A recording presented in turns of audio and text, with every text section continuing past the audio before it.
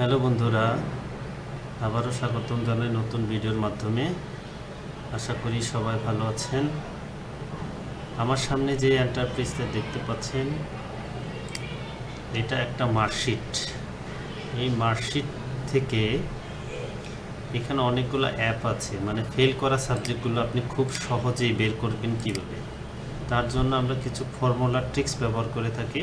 সেই ফর্মুলা ট্রিক্সটাকে আপনাদেরকে আমি দেখাবো। আশা করি ভিডিওটা শুরু থেকে শেষ পর্যন্ত দেখবেন। তো প্রথমত আমাকে পুরো শীটটাকে সিলেক্ট করতে হবে।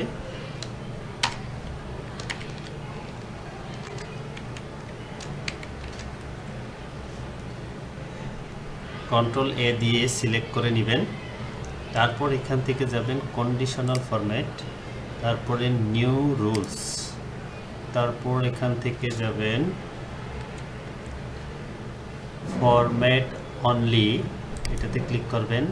তারপর এখানে ফরম্যাট অনলি সেল উইথ, এখান থেকে দেবেন স্পেসিফিক টেক্সট, তারপর এখানে দেবেন এফ, তারপর ফরম্যাটে ক্লিক করবেন।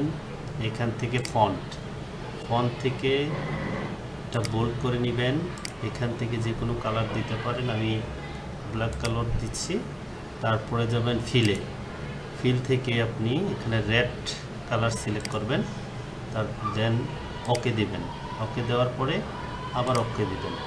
দেখেন সবগুলো অ্যাপগুলো রেড মার্ক হয়ে গেছে।